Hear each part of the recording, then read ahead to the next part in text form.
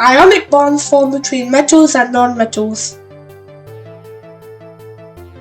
Metals can be found in the middle and the left-hand side of the periodic table. Nonmetals can be found on the right-hand side of the periodic table. What are ionic bonds?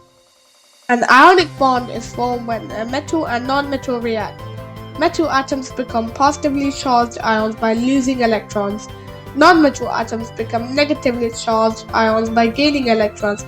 These oppositely charged ions are very strongly attracted to each other.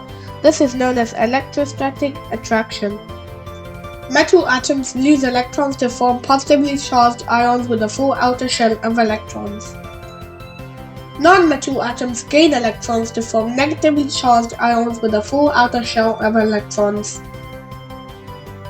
For elements in group 1, 2, and 3, the number of electrons lost is the same as the group number. For example, magnesium is in group 2 and forms a +2 ion. For elements in group 6 and 7, the number of electrons gained is 8 subtract the group number.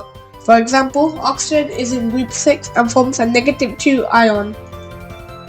Chlorine gains an electron from sodium to become a negative ion.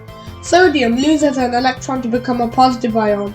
Both ions now have a full outer shell of electrons and the ionic compound sodium chloride is formed.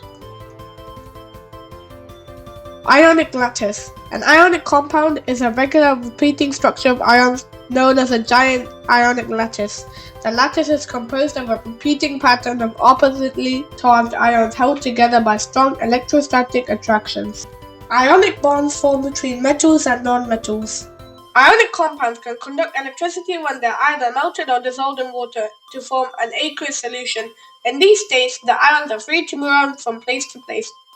Ionic compounds cannot conduct their electricity when solid, as their ions are in fixed positions. Ionic compounds consist of oppositely charged ions that are held together by strong electrostatic attractions. A lot of energy is required to overcome these strong attractions, hence the high melting and boiling points.